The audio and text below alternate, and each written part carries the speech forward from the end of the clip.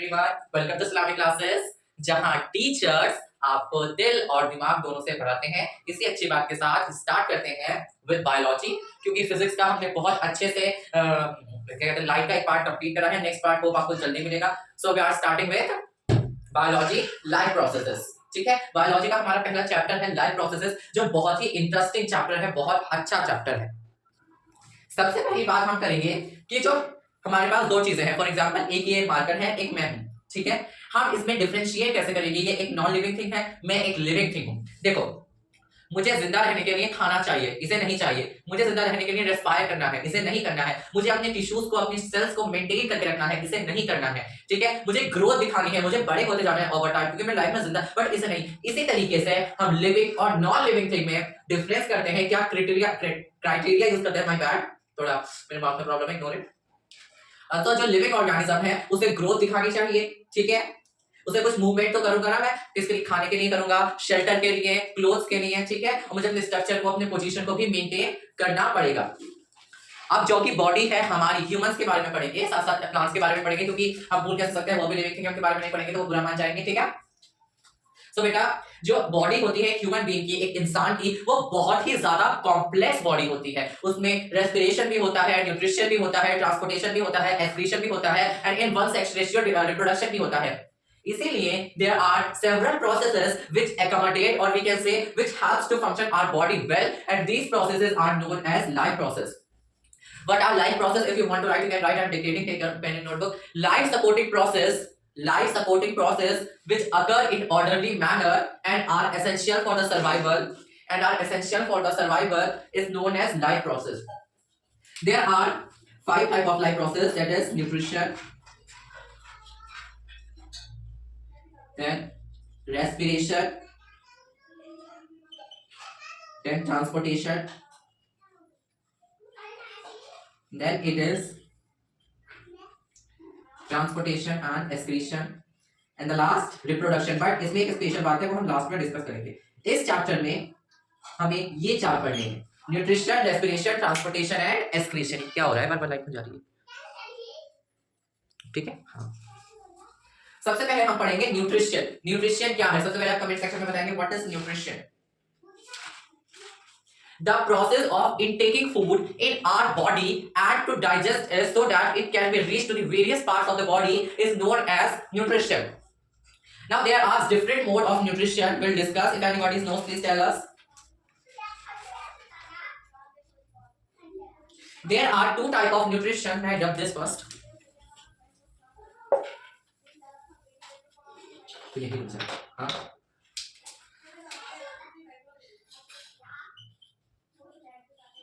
there are 2 types of nutrition: autotrophic and heterotropic. यहां पर अगर आपने इस वर्ड, देखो बायोलॉजी का सबसे इजी पैटर्न क्या है? मुझे पता है आपकी 9th की biology was not at all good and interesting, but you believe me 10th की बायोलॉजी बहुत अच्छी है, बहुत इंटरेस्टिंग है, बहुत नॉलेजेबल है, because that were the basics. I also not like the biology of 10th class, मुझे भी पसंद। आई हैव, मैंने भी जब मेरी 9th थी मैंने सिर्फ रट्टा मारा था and I got the marks. वो तो शुक्र है जिस चीज को मैंने रट्टा मारा वो मेरे एग्जाम में था, but 10th I have studied very nicely, that's why I am teaching you. तो न्यूट्रिशन ऑटोट्रॉपिक एंड हेटेरोट्रॉपिक। अगर ऑटो को अलग कर दे, टॉपिक को अलग कर दे, हेटेरो को अलग कर दे, टॉपिक को अलग कर दे, तो ऑटो का मतलब होता है सेल्फ, हेटेरो का मतलब होता है अदर्स, ट्रॉपिक का मतलब होता है, एक ही तरफ लिख दो ट्रॉपिक, डिपेंड्स ऑन, या फिर हम कह सकते हैं डिपेंडेंट। देखो, जो ऑर्गेनिज्म खुद पर डिपेंडेंट होते हैं अपना खाना बनाने के लिए, उन्हें हम कहते हैं ऑटोट्रॉपिक, और जो इन ऑटोट्रॉपिक से सामान लेते हैं अपना खाना बनाने के लिए, उन्हें हम कहते हैं हेटेरोट्रॉपिक मोड ऑफ न्यूट्रिशन। ठीक है, for example we humans, we are heterotrophs. हम प्लांट से लेते हैं different organism, sorry different things, materials, energy we take from this plants and we use it to feed us. So autotrophic mode of nutrition में example हम ले सकते हैं plants का, हेटेरोट्रॉपिक मोड ऑफ न्यूट्रिशन में हम एग्जांपल ले सकते हैं वी ह्यूमंस। ठीक है, अब यहाँ कुछ पॉइंट आते हैं। इनका रॉ मटेरियल जो होता है सिंपल और ऑर्गेनिक होता है, क्योंकि हम पानी देते हैं, सिंपली ऑब्जर्व कर लेते हैं रूट्स वगैरह। पर जो हेटेरोट्रॉपिक का होता है वो बहुत ज्यादा कॉम्प्लेक्स होता है फूड, हम ठीक है, उसमें डिफरेंट वैरायटीज होती है। ठीक है, एनिमल्स में होता है हेटेरोट्रॉफ, फंजाई में होता है, और भी बहुत सारे एग्जांपल हैं इसके। ठीक है, now we are start with the next topic. Next topic है हमारा वेट।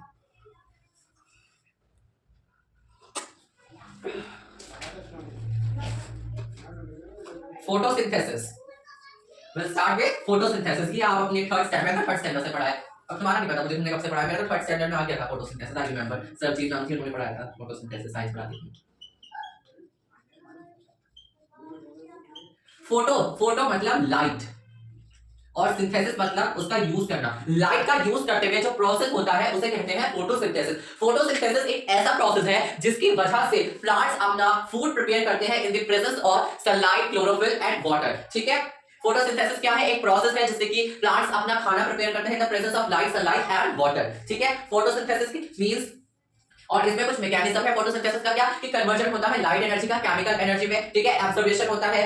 सबसे पहले लाइट एनर्जी को क्लोरोफिल जो है एब्जॉर्ब करती है, फिर लाइट एनर्जी केमिकल एनर्जी में कन्वर्ट होती है, उसके बाद और स्प्लिट होती है वो वाटर मॉलिक्यूल्स में। Then reduction of carbon dioxide to carbohydrates होता है। तो ये कुछ मैकेनिज्म है, और इसकी इक्वेशन होती है 6CO2 + 12H2O, sunlight, chlorophyll, 6CH12O6 and this is glucose। ठीक है, प्लस 6CO2 + 6H2। ठीक है, लर्न द इक्वेशन फास्ट। ये क्वेश्चन अभी रख कर लो, वैसे भी केमिस्ट्री में बहुत सारे क्वेश्चन रहने वाले हैं। When I can understand. Okay, इतना समझ आया? इतना समझ आया तो थम्स अप दो जल्दी से। इस चैप्टर को बहुत ही स्लो मोशन में लेके चलेंगे क्योंकि ये थोड़ा सा अंडरस्टैंडिंग चैप्टर है, दिमाग में रहना चाहिए, इसलिए इतना समझ आया जल्दी से थम्स अप दो fast. Give me a thumbs up if you have understand this much. तब आगे बढ़ते हैं स्टोमेटा पर। अच्छा, स्टोमेटा क्या होता है?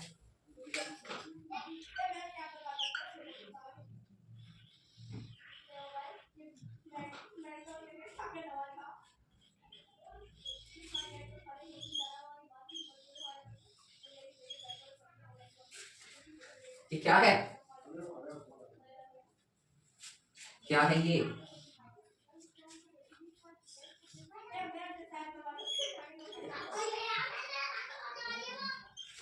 And this is chloroplast।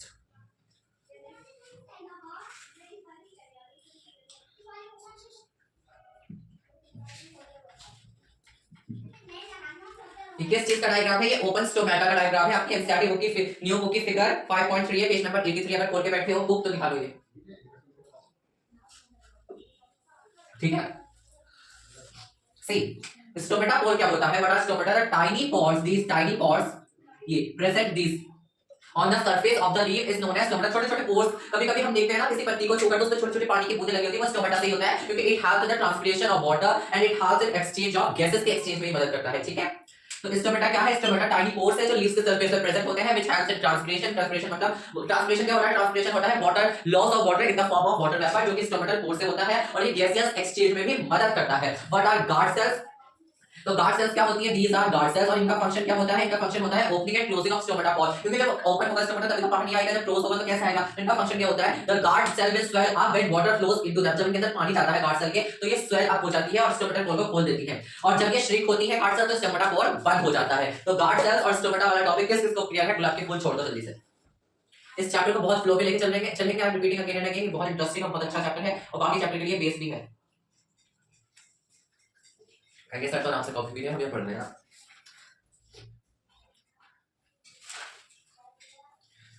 अब बहुत इंपॉर्टेंट टॉपिक आ रहा है जहां से मेरे बोर्ड एग्जामिनेशन में भी क्वेश्चन आया था, शायद आपके भी आ जाए, आपकी किस्मत अच्छी है तो। 2 नंबर का क्वेश्चन आया था यहां से मेरे बोर्ड एग्जामिनेशन में, और होप्स मेरा बहुत अच्छा लिखा था वो डायग्राम। क्या है अगला टॉपिक? Nutrition in amoeba. सब जानते हैं कि अमीबा एक यूनिसेल्युलर ऑर्गेनिज्म है। ठीक है, अमीबा क्या है? यूनिसेल्युलर ऑर्गेनिज्म है, और इसके अंदर जो न्यूट्रिशन होता है उस मोड को हम कहते हैं होलोजोइक मोड ऑफ न्यूट्रिशन। ये वर्ड याद रखना, एमसीक्यूज में आ सकता है, या फिर जब आप अपना आंसर फ्लिप करोगे और इस वर्ड का इस्तेमाल करोगे तो it will give a good impression on your examiner. Okay, इतना जल्दी से नोट करो।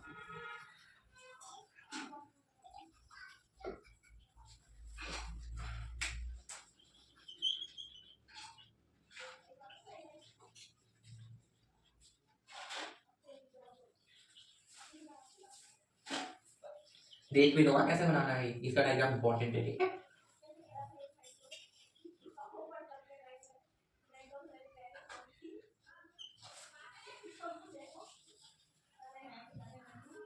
देखो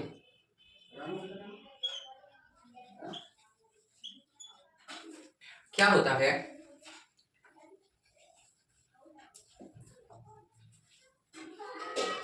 अमीबा जो कि यूनिसेल्युलर ऑर्गेनिज्म है, जब किसी फूड पार्टिकल को देखता है तो एक ये फिंगर लाइक प्रोजेक्शन बनाता है जिसे हम कहते हैं पीसीयूपोडिया। ये पीसीयूपोडिया जो है ये पार्टिकल फूड पार्टिकल के ऊपर फ्यूज होता है इनसाइड द फूड पार्टिकल, और जब कॉम्प्लेक्स सब्सटेंस होते हैं उन्हें सिंगल सब्सटेंस में ब्रेक करता है और इसका ऑब्जर्वेशन करता है। इस ऑब्जर्वेशन को हम कहते हैं इंजेशन। इंजेशन, और जब ये ऑब्जर्वेशन हो जाता है, जो रिमेनिंग अनडाइजेस्टेड मटेरियल होता है उसे साइटोप्लाज्म पे भेज दिया जाता है, जहां से वो थ्रोन आउट हो जाता है। ठीक है, जहां से वो थ्रोन आउट हो जाता है और उसके बाद अमीबा अपनी नॉर्मल कंडीशन में आ जाता है। तो this was about nutrition in amoeba. एक छोटा सा टॉपिक है, 2 नंबर में क्वेश्चन आएगा, मेरा भी 2 में आया था। ठीक है, तो यहाँ एक होलोजोइक वर्ड का ध्यान रखना, एक पीसीयूपोडिया, एक इंजेशन, एक फूड पार्टिकल, और ये डायग्राम तो VBI है। ठीक है, चैप्टर को बहुत स्लो में लेके चलेंगे, बहुत मॉडरेट चलाएंगे क्योंकि बहुत अच्छा चैप्टर है, बेस है। I am repeating again again. अगले टॉपिक की तरफ बढ़ते हुए, प्लीज यार चैनल को लाइक सब्सक्राइब जरूर करना क्योंकि वीडियो बनाने में बहुत मेहनत लगती है, पास आके बोल रहा हूँ ये बात। ठीक है,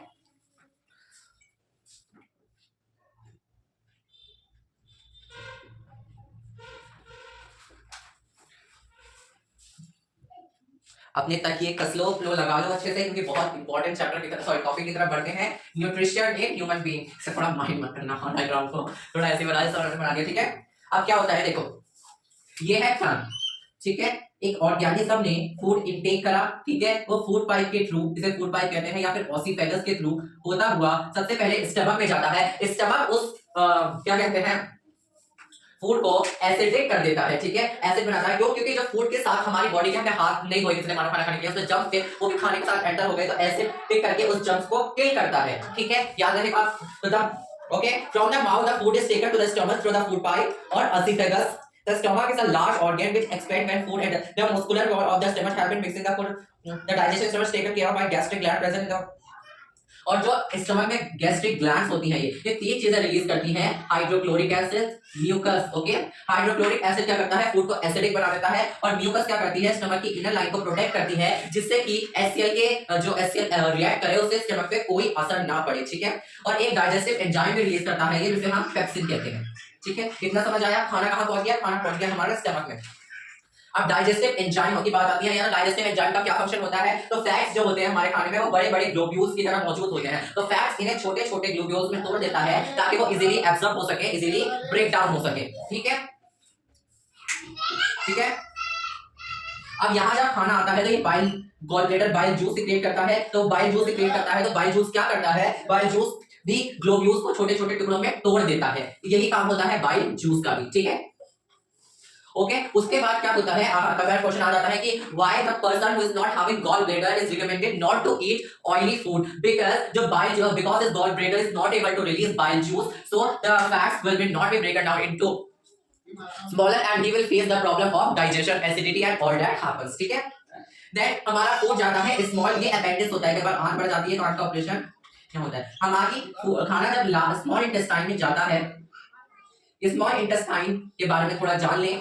स्मॉल इंटेस्टाइन हमारी ह्यूमन एलिमेंट्री कैनाल की सबसे बड़ी चीज है, सबसे बड़ा एलिमेंट है स्मॉल इंटेस्टाइन, और जो हर्बीवोरस होते हैं उनकी स्मॉल इंटेस्टाइन बहुत बड़ी होती है एज कंपेयर टू कार्निवोरस, क्योंकि जो हर्बीवोरस होते हैं वो ग्रास खाते हैं जिसमें होता है सेल्यूलोज, और जिसे डाइजेस्ट करने के लिए बहुत टाइम लगता है, इसलिए उनकी जो है स्मॉल इंटेस्टाइन बड़ी होती है, और कार्निवोरस मीट खाते हैं जिसे डाइजेस्ट करने के लिए टाइम नहीं लगता है, इसलिए उनकी स्मॉल इंटेस्टाइन छोटी होती है। यहाँ से क्वेश्चन आता है, वापस आता है स्मॉल इंटेस्टाइन पे। Small intestine human alimentary canal का सबसे बड़ा पार्ट है, ये 6 सेंटीमीटर लॉन्ग है, जो इनफ टाइम देता है फूड के एब्जॉर्प्शन के लिए और फूड के एब्जॉर्ब करने के लिए बहुत अच्छा टाइम देता है ये। ठीक है, ओके। और उसके बाद इसमें फिंगर लाइन प्रोजेक्शन होते हैं, हम विलाई कहते हैं, VILLI विलाई, जो कि जो रिचली सप्लाई होते हैं ब्लड कैपिलरीज से, और जो सरफेस एरिया बढ़ा देते हैं खाने के इजीली एब्जॉर्प्शन के लिए। ठीक है, और यहाँ पर फाइनली फूड एब्जॉर्ब होता है, ये साइट ऑफ डाइजेशन है ह्यूमन एलिमेंट्री कैनाल की, साइट ऑफ डाइजेशन है, क्योंकि फूड फाइनली यहाँ हमारा डाइजेस्ट हो जाता है। सो क्लियर, समझ आया? कुछ दिक्कत एक बार देख लो।